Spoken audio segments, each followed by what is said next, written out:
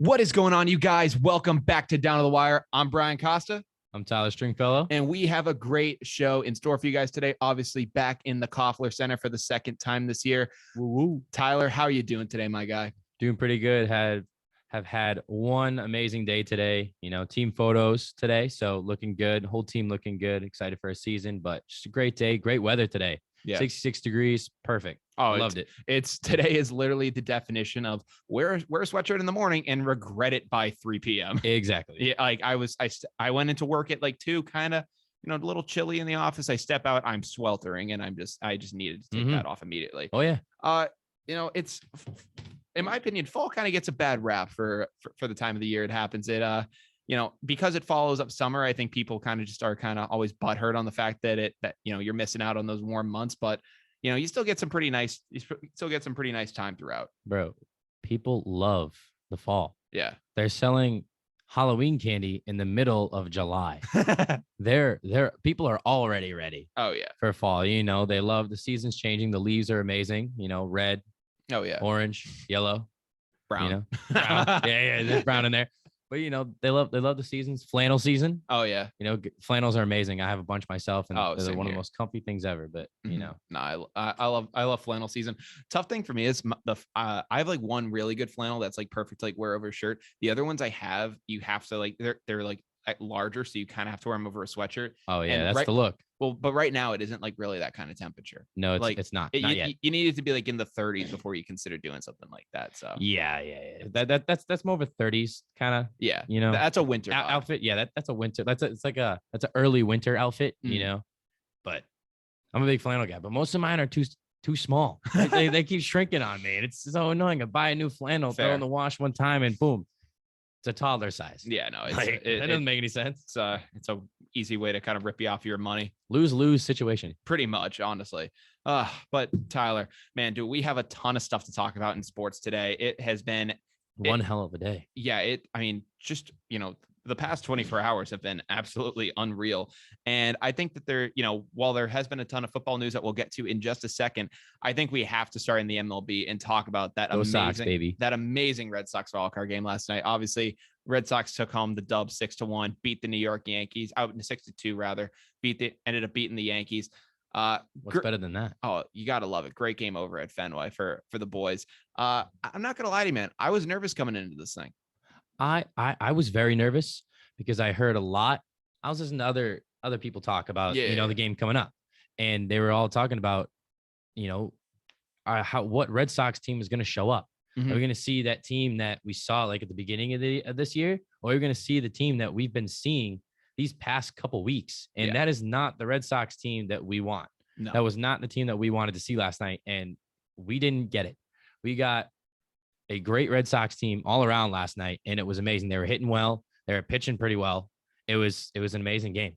No, I really loved what was going on there. I thought that, the ballpark was rocking in a way that I haven't seen it like that. Obviously, since COVID has taken over, I haven't seen the ballpark that lively since. So I was listening to other stations and some of the major ones. Yeah. And they were talking about how maybe, some of the fans weren't going to be as into the game. They thought it was going to be more quiet. They did the student 9. Okay. They do the student 9 normally when they maybe can't sell tickets. Yeah. Or, maybe there's just some extra seats left and they try and sell them. I think those are amazing. Great for college students. Oh, they're amazing. But that was probably one of the reasons it was really, really rowdy last night. You got to once you get college students in, it's a whole nother atmosphere. Game over because you got them heckling the guys in the outfield, Aaron Judge. Oh my God. Oh, I don't even want to know what people were screaming at that guy. You can't say that on live radio, Tyler. No, you can't. But he was getting booed. Yeah. The Judge was getting booed by everybody, let alone, people sitting there in the outfield right behind him. Mm-hmm. It was electric last night. Oh, I loved it. I loved every single second of it. It was Boston. Yeah. Boston sports. There were some great moments as well. I don't know if you saw Jerry Remy ended up throwing up the first pitch. I saw that. That was incredible. That's very emotional. That hit me on the feels. I don't know if you saw this as well. Don Orsillo took to Twitter and was like congratulating him for it. Like he was saying like, you earned it, buddy. And I was like, that's incredible. Damn. I was like, damn, that hit me like a bullet. Hit home. Oh, that was hit home. See, that's why I love sports. Oh, right there. there's a certain aspect when, stories like that come out and you're like, wow, Yeah. this is why I watch sports. Oh, This is the reason we play things like that. No, it was an amazing affair. I thought it was really good. In general, like looking at the game, I mean, we spanked them. It was a spanked. I mean, like understatement. And let me be very clear. I talked on my last show, and I was very critical of the Red Sox, mostly because they ended up having that terrible series against Baltimore. They looked foolish.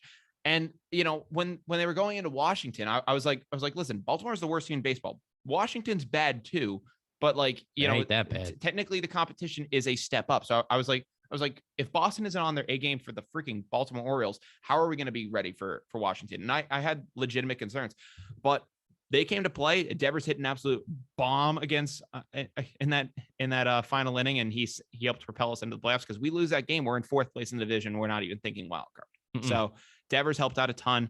And then we obviously get to this game where everything just was amazing. I ended up we were watching the Red Sox game on the Bryant TV, on the Bryant kind of cable, and as here there's kind of a delay.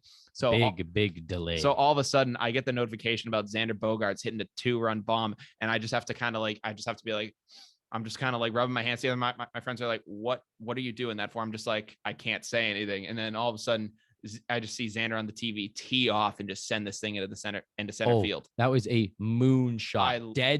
Dead center. Yeah. Dead center at Fenway Park. Yeah. That's not an easy thing to do. That's I don't even know how far is that? So, I mean, that's up there. It's over 400 something feet. I don't know the exact dimensions. It's ridiculous, because what?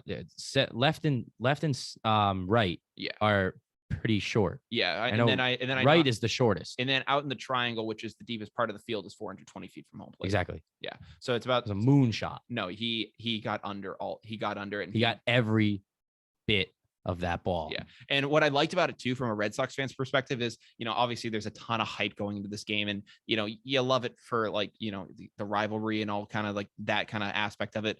But for me personally, I just wanted something to, just break the ice immediately, just like set the tone. And I was just like, something memorable. Well, I didn't want this to get to like the 4th, 5th inning, and the momentum is undecided. As a Red Sox fan, you wanted someone to go off in that 1st inning, and Bogaerts understood the assignment, and he just sent that thing over the wall. I loved that. And then obviously Kyle Schwarber steps up to the plate, and that, I mean, we were talking about Xander, newer guy. Yeah, newer. But he ended up facing Gerrit Cole previously in the postseason in 2015. Hit a home run off. Yeah, he was with the Cubs, right? Yeah, hit a home run off him in 2015, 6 years ago, to go up 3-0 in the game. Does the exact same thing in this game, and that's why we got him. No, that's why we got him, baby. I mean, I had my doubts about Kyle Schwarber, especially coming off injury, but I knew that, when he was hitting well, he was the best hitter in baseball, or at least one of them before he went down with an injury. So, he looked really good in that game. But I think I have to say, absolutely, the number one thing that we have to talk about is, the performance of Nathan Eovaldi. He was awesome in this game. 8 Ks, baby. Yeah, 8 Ks. He pitched amazing, and I don't know what it is. I don't know if Nathan Eovaldi just gets like an extra rush about it being the postseason, but man, he delivered. He was on fire. He looked like he was playing the best I'd seen. Oh yeah, I'd seen in a while. In a while, I mean, I agree with you there. He was putting his body into every single pitch, but still somehow can make some look effortless. Like, his movement was insane. Like, did you see some of the breaking balls that he had? Yeah, they were incredible. They were moving all over the place. He had Yankee hitters swinging left and right. They had no idea what was coming, and if they did, they had no idea where it was going to break, how it was going to break, anything like that. Yeah, it was awesome. Yeah, I do got to say this though. I mean, on the Red Sox side, we'll get to the Yankees and their kind of performance in a second. But on the Red Sox side, they ended Avaldi only went 5 1/3. He led up the home run to Rizzo. And then Judge ends up getting on with kind of a dribbler, and immediately they go to the bullpen. I thought it was a little too soon, in my opinion. Listen, I get the idea. Like, there's a bunch of sabermetrics going around now that, that most hitters are able to face the lineup around 2 times, and, they can have general success. But then the 3rd time, they kind of almost give the benefit to the hitter. Listen, when you got a guy like Eovaldi dealing like that, you gotta keep him in the game, in my opinion. So, speaking from an athlete's point of view, when you're in a situation like that, I when I've played baseball, this is like town baseball. I was in high school. Yeah. But either way, I got put in, at the end of a game. Mhm. And the pressure. Right? And I was in high school. So to me, that was pressure. But for these guys, the whole kind of pressure. Oh yeah. But it's like when you're playing so well, your confidence is through the roof. Oh yeah. And I think that when one little thing goes wrong, that can send you tumbling down. Absolutely. And it's like people are like, but you're playing so well. How is that even possible? You had one mistake, don't let that bother you. But like you say it won't, but then in the back of your head, it's still there.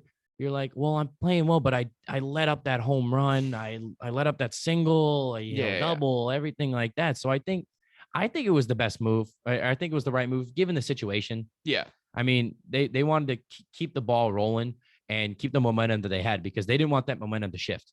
Yeah, no, and that's fair. The announcers were like, this might have been the momentum shift that they needed, cranking that home run, and then Judge got on. And, I mean, I'll give you that. You have a point there with that. I'm not gonna doubt you that it could have been a momentum shift. And listen, I have personal memories about baseball too. I remember facing this one school, and I'm gonna kind of pump myself up a little bit here. But my freshman year, we're facing this one school, and we're facing actually a kid that previously went to our school, but ended up transferring to this school because he just went there it was a alternative high school. My sister went there, and he ended up going there to go into a shop and do that kind of a thing. And I remember we're facing him, and for a good portion of the game, he was like mowing guys down, and he was like the fastest pitcher we had seen all year. I don't know if he might have been touching 80s at the time, which as a freshman on JV was considerably fast at the time. That's pretty fast. Yeah. And I remember, I'm like, I'm in the 10 hole. I'm in the I'm playing center field that day because something happened with our outfield. So I was in center instead of like the corner positions. And I remember I come up literally as the last batter in the lineup, and this guy's dealing. And somehow I managed to get a hold of it, and I managed to shoot off a single to right field. And from there I tried to steal second base. It was technically thrown out, but the ump I've still never been touched by that shortstop. So here we go. I wasn't out. Whatever. Okay, that's besides the point. But listen, that one single and that one little thing, started the momentum for our team, and we were able to carry that into a win that day. And that kid melted down. And he was not the same after that. It was literally one little thing. And I remember hearing the next day that he was on like an Xbox live chat, and he ended up saying, Brian freaking Costa got a hit off me. How does that happen? And apparently that just got in his head, and we were able to rally off it and beat them from that. Well, you just said it, rally. Yeah. I mean, that's one of the biggest baseball terms that I've ever heard. You're down like 4 runs, something like that. Yeah. And someone cranks a single, and you're like, oh, rally time. You put on the rally caps. Yeah. There you go. Put on the rally caps, put on the baseball cap inside out. 100%. There you go. And that can change the entire momentum of a game. And then you're in the pitcher's head. Oh yeah. You're in the pitcher's head. Oh no, I just let up a single. I just let up a blah, blah, blah, blah, blah, double. Mm-hmm. No, it can completely in a single game elimination game. I think it was the way to go, just because, if you keep them in there and granted, somebody next person comes up and cranks a 3-run home run or something like that, 2-run home run. Oh no, and trust me, they're right back in that game. Yeah, no, I completely understand where you're coming from that, and I just labeled that. I just gave an example of how that can affect someone. So I do think that factor is there. But the only reason I would have kept Avaldi in the game, frankly, is because I don't really have a ton of trust in our bullpen. That's fair. That is valid. There is we're talking about rally, and we're talking about, momentum and stuff like that. Up until that home run, and again, things could have changed. Avaldi had the hot hand. He was doing pretty well. It didn't look like his stuff was starting to go, and he only had 71 pitches on the night. If he had pitched like 100 pitches into the 6, like 110, or like he was even nearing the 90s, I'd be like, okay, he's starting to get up there in his usage. He's using a lot more pitches than he should. But to have 71 in the 6, that's very good to be at that point in the game. So I'm just like, I don't have a ton of trust in our bullpen. So when I saw Ryan Brazier go in the game, I was like, okay, Brazier was solid in 2018. He's a solid guy. And, when he came in the game, it wasn't an open and shut thing where he was the solution. First batter he faced, Stanton hit it off the monster. And I think they ended up saying that home run. I think they ended up saying that home run would have been gone in 11 of the 30 ballparks in the MLB.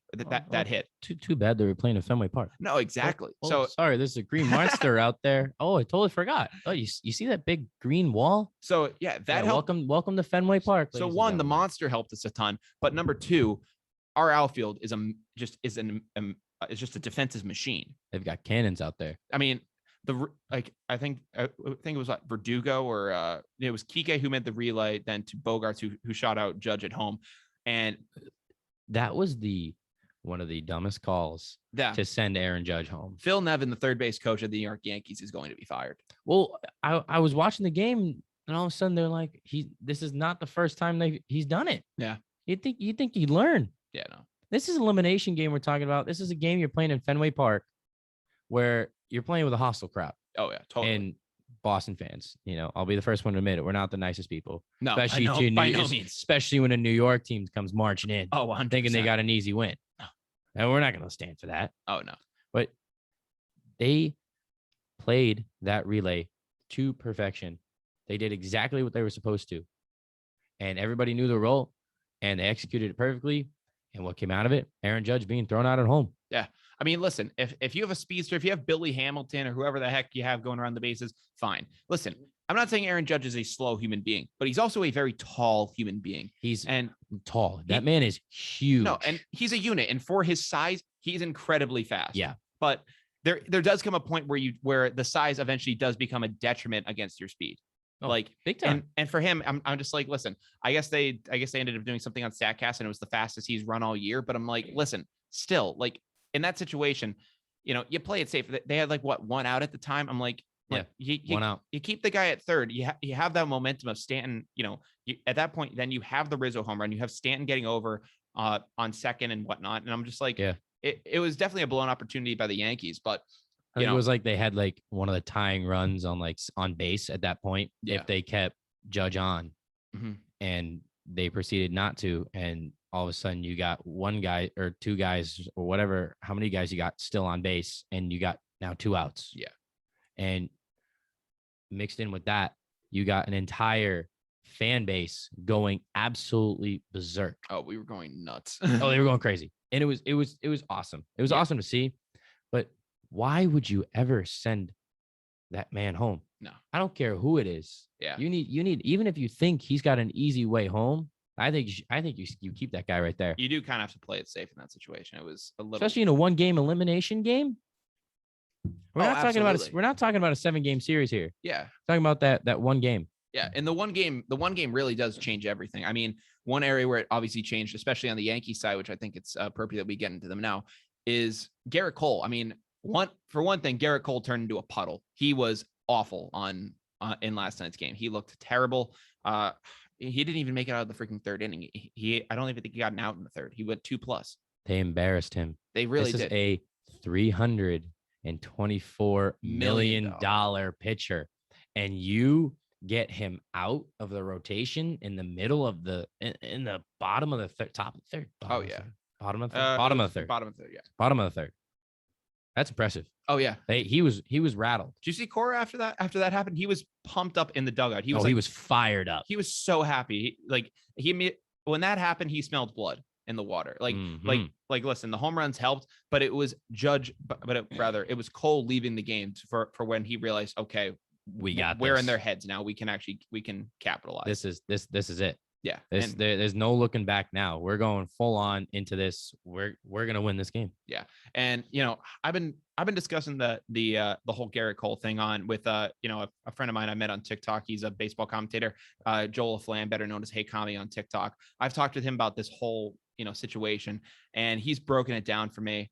And, when the whole foreign substance thing started up in baseball, he was kind of like one of the whistleblowers who brought it to light of like saying like, oh, Gerrit Cole is like one of the like prime offenders of using spider tack. Like, and he was saying without it, he's not going to be the same guy. And, as soon as that game went off last night, I immediately texted him. I'm like, I know you're about to have a field day. And he goes, absolutely. And I mean, right. And, just a kind of a little, kind of, I guess, little promo here. I'm actually going to get Kami back on the show again tomorrow. We're going to be, it'll be Friday's show, but I'm going to be talking with him tomorrow. I'm going to be seeing what his opinion is of the whole situation, because I know that he's had a ton of fun with this. There you go. Oh yeah, baby. So I already know we're going to talk about some other baseball rules going over there as well.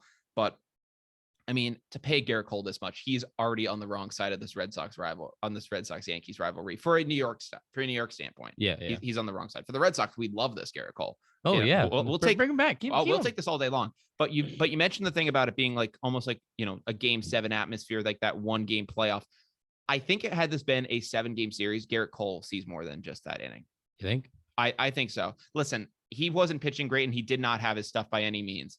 But a desperation creeps in those series. He looked like from the moment he stepped down on the mound, there was something in there. Oh no, it's not like he hadn't played in games like that before. Oh yeah, he played in World Series games. Exactly.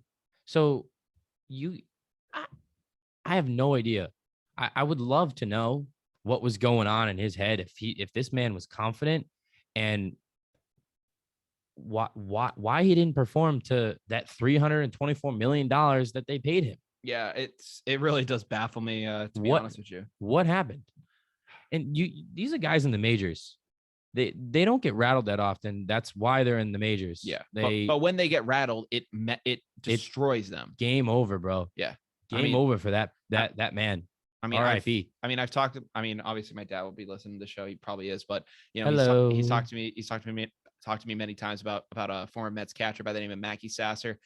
He's probably having a field day about the fact that I'm even mentioning this guy, but Mackey Sasser, he was a catcher for the Mets, and pretty solid defensively. He was actually able to nail guys at second. He was like fine he was fine in that area, but he ended up getting the yips, and it prevented him in a way. And like he could, runner goes, no question, he's going to throw him out. But just a straight up pitch to the plate. He had to like double clutch. He couldn't throw the ball back to the mound because it got in his head.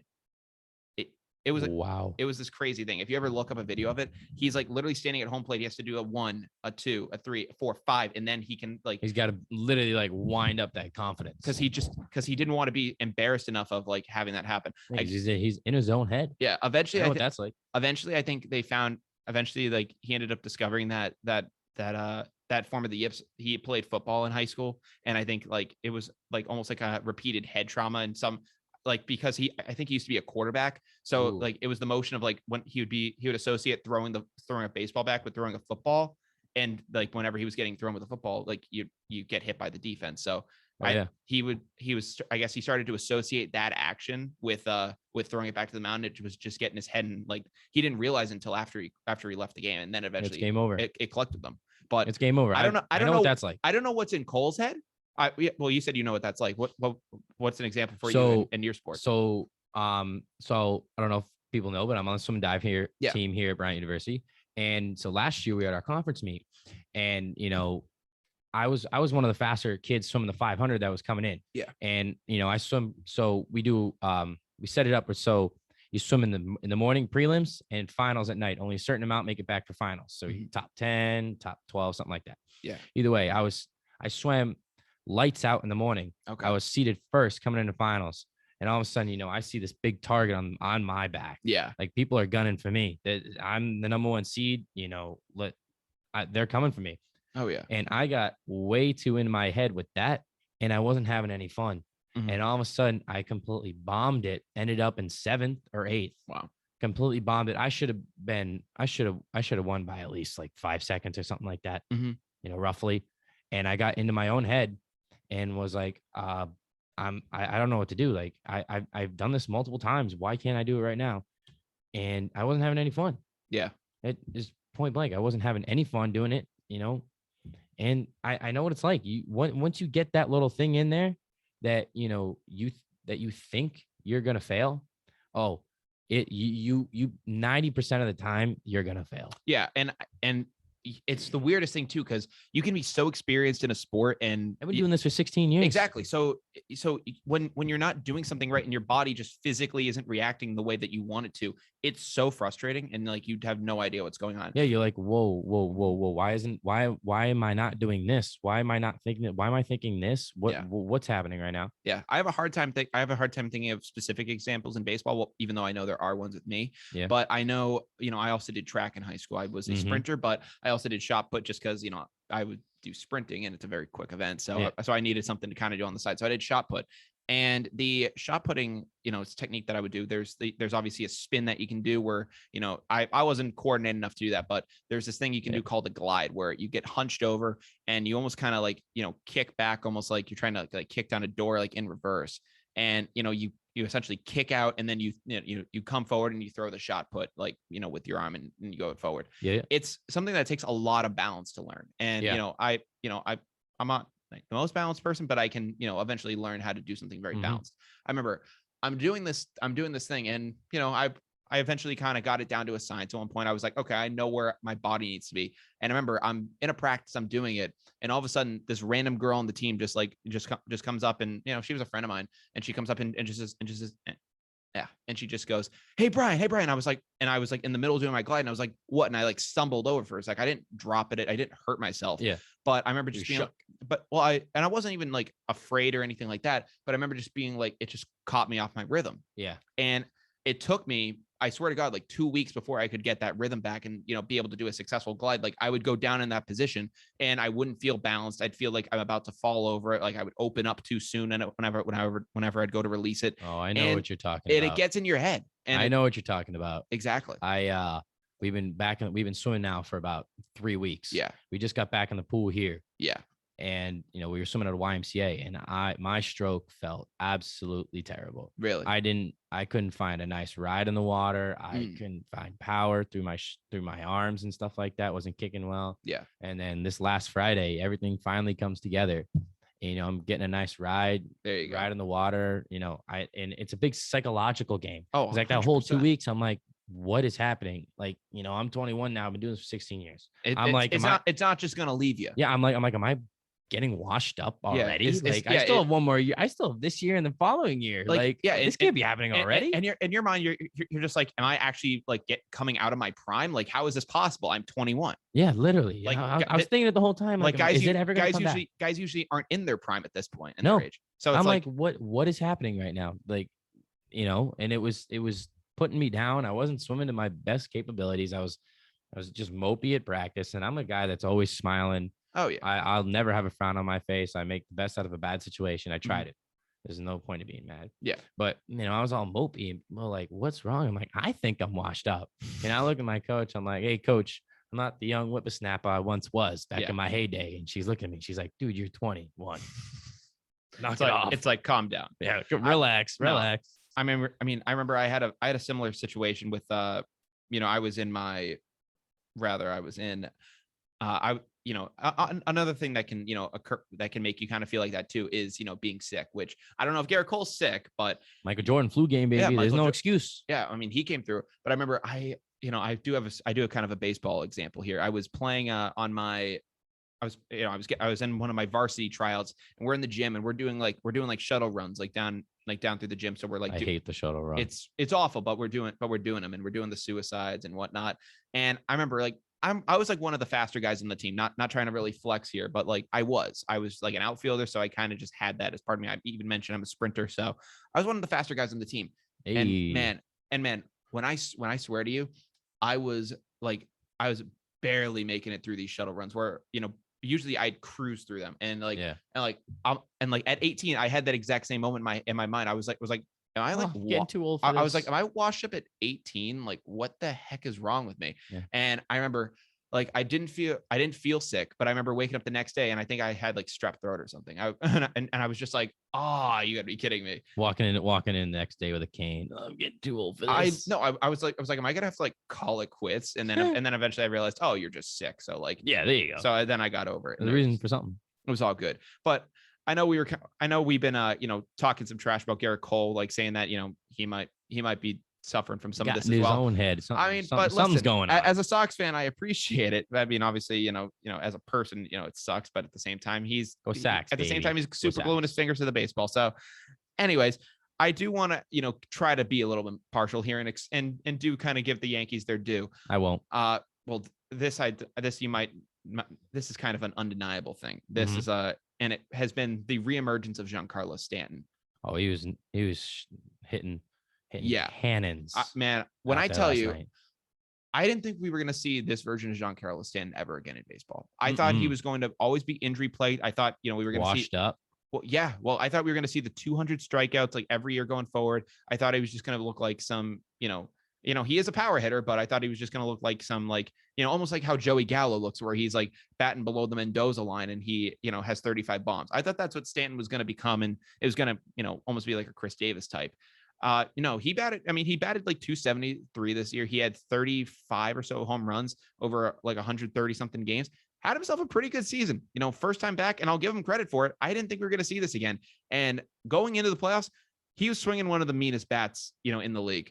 Oh, and it was scary. If you watch his swing, it is one of the most powerful swings I've ever seen in baseball. I have to agree with you. If he gets a hold of one, it is game over. That thing is long gone. Well, and I mean, you saw it last night. I mean, he hit 2 cannons, right off the monster. I mean, he had that little like flare liner to right field. That was the home run, but he had like 2 much like bigger shots. Did you see that? That's not a home run for Giancarlo Stanton. That's not a home run. That's just that's a exactly. I didn't hit the ball the right way. So, but it went out because I'm built like the Hulk. Exactly. He's that powerful. Did you see that Did you see that single in the first that he hit and everyone thought that was gone? All right. Did you hear the Yankee announcer? Here's where I get really annoyed. So you see, I remember playing baseball and the coaches always, every hit you get, run it out, no matter what. I never hit a home run, so I ran everything out. If I got a hit, I barely got a hit. But if I got a hit, I'd run it out full speed. This man in an elimination game hit the ball and started jogging to first base. Dude, you run that thing out until it is out and the fans are chasing after it. That was I thought that was selfish. I thought it was kind of stuff. I get it. You're Giancarlo Stanton. You're in the MLB. If you hit it, you kind of know it's out, but you don't at the same time. You're in an elimination game. You need to try. If that thing bounces off, God forbid, it hits the top of the wall, bounces back in. You need to make sure you're on the farthest base possible that you can get to. Yeah.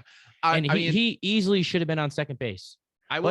He's jogging to first base, and he had a single off of a moon shot. At the same time, though, I do agree. I think he probably could have gotten a second had he actually ran it out. It is tough though, because you can hit an absolute laser off the bat, and if it just hits the monster the right way, like you can be thrown out at second if you're not fast enough to get in there. So it is tough. I will say that it was the best situation I think for him to get stranded at first, but I mean, that thing was hit. That thing was hit hard too. So I don't necessarily know if he would have been able to, get to second just based on that. Well, I think we're not going to know because the man the man was drinking tea on his way to first base. Man was having tea time. Yeah, no, and now they're sitting on the couch at home. So with the Yankees sitting on the couch, I mean, love it. I love that. My roommate's a Yankees fan. We were chirping him all night. I can imagine. So with them there now, what do they do? I mean, I think for the Yankees for a while, they were trying to, use the pieces that they had and trying to, add a little here and there to try to make a run at the playoffs. They're out now. So, I mean, if you're the New York Yankees, unbiased in your approach, do you fire Aaron Boone after this? Really? He's been there for 4 years. Yeah. I think he's had the same 10 with the amount of talent that they have. They just looking at the amount of hitters that they have. Yeah. Giancarlo Stanton, Aaron Judge. Aaron Judge could hit a 500-foot home run with his pinky. He's a monster. And, you got Gary Sanchez still there. Yeah. But he was obviously, I don't think he played last night, right? He did come in later in the game. He did? Yeah. Okay. But either way, if he gets a hold of one, he's still there. You got Anthony Rizzo as well that you traded for. Yeah. Rizzo came through. Rizzo did his job. Rizzo did his part, but Judge did not. Yeah. I don't think. But I think you got to move on. You have all that talent there, and you're the New York Yankees. You are not in a position to be able to fail. Yeah. When you're the New York Yankees. I mean, at least this many years in a row. No, you cannot fail as the New York Yankees like this, and just be mediocre like this. You got the New York Yankees and Boston Red Sox. Both fan bases hold those teams to a very high standard. Everybody holds those two teams to a very high standard. Oh yeah. And you need to be competing for the World Series every single year, every year. And I mean, I know for me personally, I didn't think the Red Sox were going to do this well as they did this year. By no means. Because I don't know. I barely knew anybody on the roster at the beginning of the year. Like, who are these guys? I mean, I'll be frank with you. I knew more people on the roster, but I still had lower expectations. Yeah. And Like these guys don't know how to like. And listen, the fact that they came alive against the Nationals and forced their way into the series, and they're essentially now at the point where they would be if they won the division. Now, obviously, they're going to start on the road rather than starting in Fenway, which does have an effect. I'm not gonna lie. Florida, baby. Yeah, they're going to be going to the Trop here, so there is an effect with that. But I am surprised with this team. I'm not. I mean, obviously, you never want to be content with when your team's like in it. You want them to always strive for the best they can. Hope maybe they can go on a run. Maybe they can surprise you. So I want a parade. It's been too long. It has been too long. I'd love to be able to get out of class and go to a parade. So, I hope Boston stays in it. It's tough for them.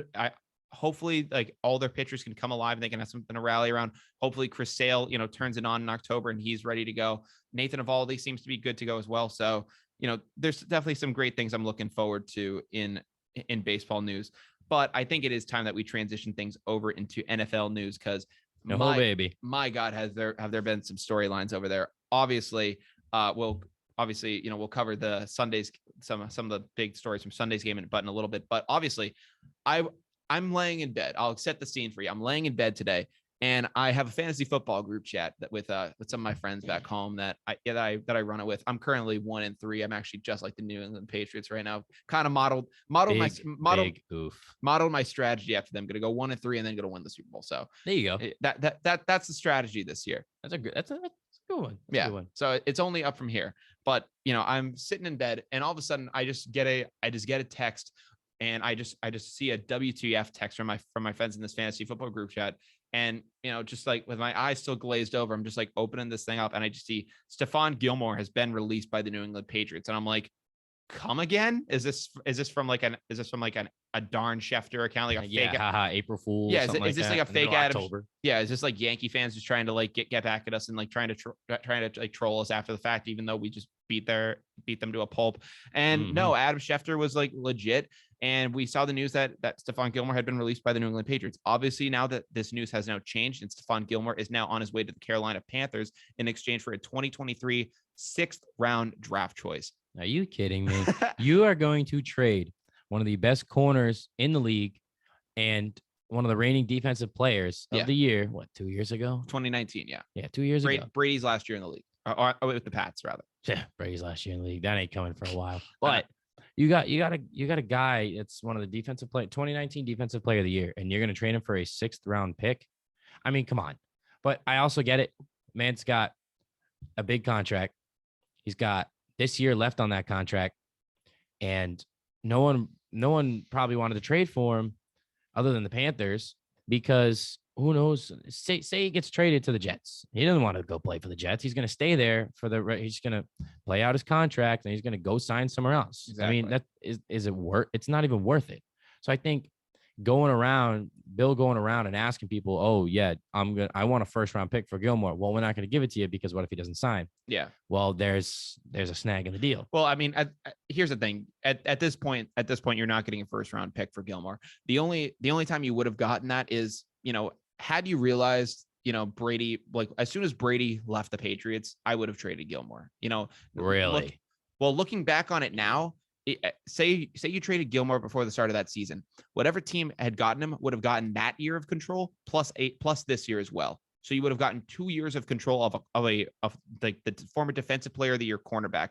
Your top guy isn't going to be there. So you can restock with some draft picks and try to do something. Now I think the me of 2020 definitely would have been hesitant to do that because I would have seen it as a tear down and I would have been like, let's just try to get a quarterback to, fill in the gap here and do something like that. That's what I would have. I know it's for a fact. That's what I was saying back then. Let's focus on a quarterback first. No, that's what I was saying too. I would have wanted to get a quarterback, but listen, as soon as we figured out that Cam Newton wasn't going to be the guy and we saw that things were, well, no, but like, after he came back, after the KC COVID thing with him, like as soon as he comes back from that and you're able to tell, okay, this season isn't going to really go too far from us. At least at that trade deadline last year, I would have considered, sending Gilmore and then, maybe you don't get a 1st at that point, but I think you at least get a 2nd and maybe some other picks as well. Or even a player. Yeah, you could get something like that. You could have gotten a young, impactful player. 100%. But instead, you Bill unfortunately waited this out until the very last minute, ironically waiting too long until it was ironically down to the wire, and ended up shipping him off for literally nothing. This isn't even a 6th round this year. And absolutely nothing. I mean, my dad was texting me and was saying he could have gotten a 5th. Like, dude, I could have been traded for a 5th round pick, and I don't even play football. Yeah. My roommate was like, well, Tom Brady came out of the 6th round. Oh, yeah, be quiet. All right. Tom Brady comes once in a generation, not, once a draft. There's not going to be a Tom Brady every single draft that you find in that 6th round. It's not going to happen. Yeah. That's impossible. Like, maybe you'll get someone will get a steal, but you're not going to get the greatest player of all time. Yeah. But I think it was a waste. It was definitely a waste. There's no way to, like, you got something out of him, which is better than nothing. I mean, basically nothing. When we were getting ready to have Jimmy Garoppolo be our backup quarterback for the Patriots, when that was being decided, we ended up trading Ryan Mallett to the Texans for a 6th round pick. Do you remember Ryan Mallett? I do. I do, but I don't remember him being very good. Exactly. I mean, listen, no offense to Mallett. He didn't ever get any real time in the league. I know he got some time with the Ravens, but like that, we got a 6th round for a backup quarterback. Like, let alone one of the best players in the league currently. Like I think I looked back on it. What did we end up getting for Sony Michel? We got like a 4th. Yeah, no, we got a 4th. Yeah, we got a 4th for Sony Michel. I mean, listen, loved me some Sony Michel in the Super Bowl. He hasn't been the same guy since then. So we were able to we were able to get value for Michel. So I'm just like, how can we not get value for this guy? He would have been impactful somewhere. And it's not like he causes trouble either. No, I mean, the guys. I see the mic'd up clips all the time. And people are talking trash to this man, and he just is sitting there quiet. Mm-hmm. And when he makes a huge play, he doesn't chirp at all. No, by no means. Maybe he chirped a little bit when he made that play against Jacksonville a couple years ago before they went that sent. He had every right. That was an amazing play. He had every right, but he doesn't cause problems. He stays in his own path. He didn't let what anybody says bother him. Yeah, which is like, that's one of the best players you can ask for, and arguably one of the best in the game right now. And to send him away for nothing, that's amazing. I mean, it reflects so poorly on Belichick. And listen, I don't even want to know what their people are saying about him. And listen, I will always respect Belichick as a head coach. I will never diss him for being a head coach. But the GM, Bill the GM has always like had Bill the GM. And listen, he went out this offseason. He spent a ton of money and he got us some pretty solid players. Now Matthew Judon is, he had a touchdown in the Brady red game. Sleeves. I love it. I wasn't thinking of Judon. I was thinking of Johnny Smith rather. He's got to kind of pull together. But Judon's been a real stud for us. It's been a great showing. So, there have been some pieces that have come together better than others. But yeah, I don't know. Looking at this, you got to do better than this. You got to do better than a 6th round for Stephon Gilmore. You got to do better than a 3rd round compensatory pick for Tom Brady. Obviously, I'm not saying you should have traded Tom Brady, but you need to do better. And you can't just settle for less. So I don't know. I found it to be a little ridiculous. But and do you have any final thoughts on this? I just think it's absolutely ridiculous what we got for Gilmore. Yeah. I mean, I love that guy. He was a stud. Yeah, I love the personality. I love the guy off the field. I love everything about him. Yeah. He screamed New England Patriots. The way he carries himself. If he ever goes in the Hall of Fame, it's going to be as a Patriot. You think? Yes, I think so. At this point in time, I don't care what he does with these. How long was he here? What?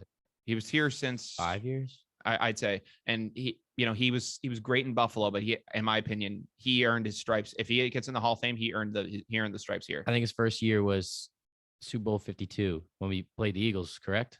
I might be wrong. Yeah, I believe you're correct. Because I know that we went to the Super Bowl and we didn't win it, and then he was like, "Oh, that was a cool experience, but I want to win it next year." I believe you're right. I believe that was his first Super Bowl. So he's been with us for a long time now. So I think that he earned his stripes with us. You think of the memorable pick. I think we got the best out of him. We did it. We won a championship with him. That's the main goal. The Bills had some good years with him, but I think we got the best out of him. If he ever goes into Canton, I know that they go in with like multiple jerseys, but in like an MLB Hall of Fame sense where they go in wearing the cap of a team, I think he'd go in as a Patriot because of what he did. Yeah, he did the most here. Won Defensive Player of the Year, won a Super Bowl, Absolutely. and was in 2 Super Bowls as well. Yeah. I mean, great guy. Love the guy. Yeah. No hard feelings toward the guy holding out for his contract. He had every right. Man was trying to get his bread. Exactly. That's the only player you'll ever hear me say that about. I hate when people hold out for money. It's like, dude, go play. Mm-hmm. Come on. Quit being a baby. Go play. That's what you're paid to do. Like, just do it and worry about that when the season's over. Exactly. But this man deserved it. No, and he did. I felt bad that he didn't get it, but he definitely will. But we're just gonna see what team he's gonna go to after. Yeah. And now kind of a transition into the Patriots topic, which we thought was going to be the biggest one coming in today, was going to be, I would have suspected us reviewing Brady versus Belichick would have been like, oh, that's going to be the Patriots news you come in with, but nope, just absolute bombshell today. So, but I do figure that we still talk about that. And obviously, what a game, that was a great game to watch. Obviously, there were some errors here and there. It wasn't like this high flying affair, but much more entertaining game than I think we were all giving it credit to be. I was expecting a blowout. I was sitting there and I was like, oh, great. Here we go. When's he going to turn it on? Tom Brady's coming into New England. And he's getting ready to absolutely light us up. Mm-hmm. And what happened? Bill Belichick threw different defensive schemes at him, just like the New York Giants did to Tom Brady when they played him in the Super Bowl. Yeah. And that's the key to stopping Tom Brady. He comes on the field not expecting a different, expecting the same defense every time, and he gets something different every single time. Mm-hmm. That was great game planning on Belichick's part, because he knows Tom Brady like the back of his hand. Yeah. And I think they played it well. You got the defense up front was playing out of its mind. Judon was getting in there. Lawrence Guy got in there a couple times. He was really putting some pressure on him. Mm-hmm. And then you got JC Jackson locking down people. It was awesome. Oh yeah. It was a great defensive game. With their mistakes, yeah, there's no arguing that.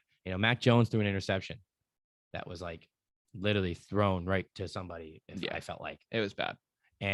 But my God, Mac Jones just went toe to toe with the greatest quarterback of all time, and arguably looked better. I mean, frankly, let's be honest. Looked better, looked smarter. Looked more composed when he had when he's getting pressure to him. Yeah. What's the number one way to stop Tom Brady? Get to him, rattle him. And this man got hit. This man got knocked down. They were blitzing, and all of a sudden they stopped blitzing. Why? Max Jones was making plays when they were doing it. They're like, all right, this isn't working. We need to drop these linebackers back into coverage. They need to be here in the middle of the field. Yeah. Because he's killing us right now, because they're blitzing and then they're leaving a guy wide open. Mac Jones sees it right away and he's like, boom, completion, boom, completion, boom, completion. Like 10 yards, 5 yards, 10 yards. Oh, absolutely. Listen, marched right down the field. Listen, I don't think Bill could have had a better defensive strategy against Brady. And plus, Brady didn't look that great either. He sailed a couple throws that he doesn't typically do. I think the excitement kind of got to him a little bit, and he was a little too amped coming into this game. Luckily for him, it paid off. And, we do talk about Bill Belichick, obviously respecting the coaching decisions, but, I did kind of feel that we should have at least gone for it on that 4th and 3, rather than send out Nick Folk in the rain with a bad leg from 56 yards. See, I don't know about that. Really? You got a rookie quarterback, and I get it. Mac Jones looked amazing. He looked so calm under pressure. Yeah. But I don't know. I mean, they're not really the best team on 3rd down, let alone 4th down, going up against Tom Brady in the middle of the rain. Yeah. So I think it can go either way, but I feel like attempting that field goal was probably the best thing that they could have done. Honestly, obviously, would I have loved to see them go for it? Well, obviously. Yeah. But given all the circumstances, I think that they made the right call. Yeah, I agree with you. With Nick Folk, Nick Folk's. I mean, it didn't turn out into the right call because of what happened, but he was close. But I don't know. I would have. We had momentum going there. I would have liked to see what would happen now. But now, kind of, some quick things as well that I wanted to get into from the game too, because we are kind of running close to the end here. I'll have to talk about, about the Urban Meyer controversy in a later episode, but oh gosh, oh yeah. And that's a mess. That could be a whole episode itself. And I'll make sure to get into that. Don't worry, you guys. I'll make sure to cover that, but that needs Thanos to snap so it can, disappear all the craziness, because that's how crazy it is down there in Jacksonville. It's so bad. But, two things that I found to be really interesting from that game is that, Brady and Bill had that very quick hug at the end of the game. And a lot of people were saying that's pretty cheap that's all Bill would give to Brady. But I guess they did have a meeting in a private room after the game. 30-minute talk, private talk in the Bucs locker room. Yeah. And that's kind of interesting to me. I don't know if we'll ever hear what happened during that conversation. I don't know if that'll ever come out in a book or something like that, but Brady was very complimentary of Bill after that fact. So I don't know if Bill. I think it shows you how much the media is wrong. Yeah. Yeah. Brady had a little chip on his shoulder because Belichick tried to trade him, blah, yada, yada, yada. Dude, they were there. Guys, come on. They were there, 20 years together. Belichick drafted him and kept him on the team as a fourth quarterback because they saw something in him. Yeah. And you mean to tell me that Brady's going to leave and be like, oh, hey, I hate you now? And Belichick's going to say, oh, yeah, I hate you too. No, they have mutual respect for each other. They wouldn't be where they are today without each other. And I think they both know that.